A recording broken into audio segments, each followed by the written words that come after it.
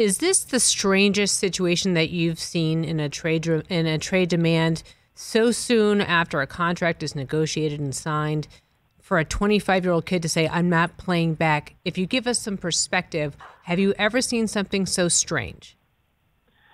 I really haven't. And, you know, in the first 4 months of his new contract, Deshaun Watson made $28.1 million, which, you know, dwarfs the money he made earlier, you know, in the first 4 years of his career, or nearly 4 years of his career.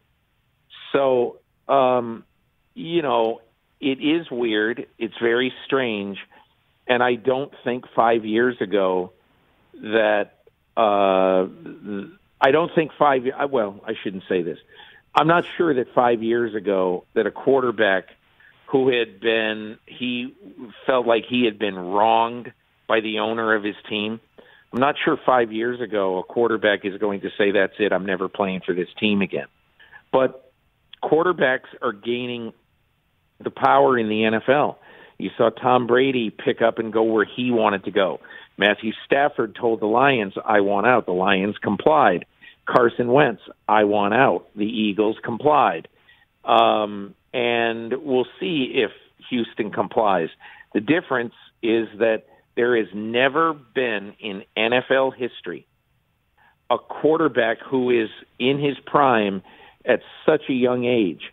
At age 25, a top 5 quarterback in the NFL traded. It just has never happened. Now, people might say, well, wait a minute, Steve Young was 25 when he was traded by Tampa to San Francisco. But that was a totally different thing. Steve Young had been brutalized in the USFL with the Los Angeles Express, and then he went to the worst team in the NFL, Tampa Bay, and got the crap beat out of him for a year plus.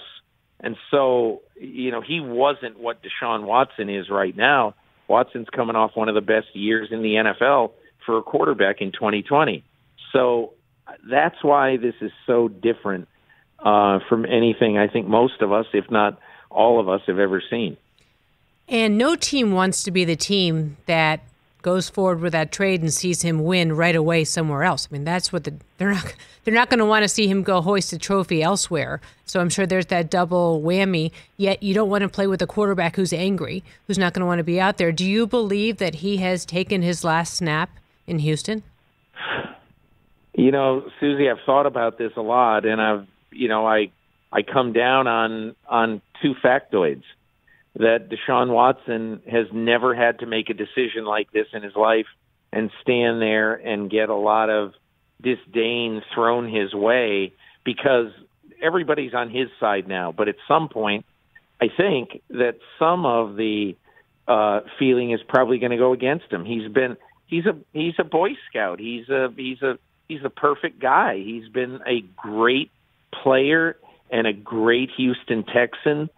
He was great at Clemson, in the community, everything. He's a wonderful human being.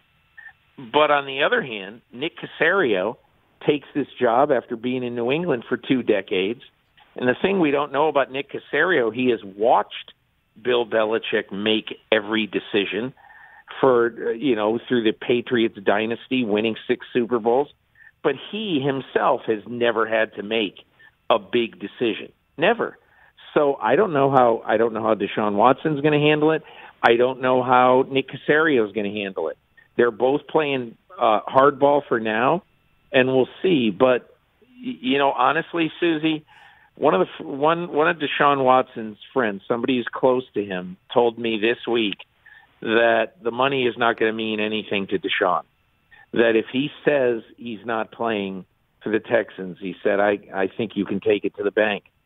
So my guess is, and I would assume this happens before the draft, but maybe it doesn't, that the Texans will trade him. But again, it is a wild guess, and that's all I can do right now because nobody knows deep inside of each person's heart. Deshaun Watson and Nick Caserio, and also the owner of the Texans, Cal McNair, how far they are willing to go until they step over that line and either trade him or basically say we're going to make him sit for the year. Hey, you watched all the way to the end. Thanks for that. Watch more right here.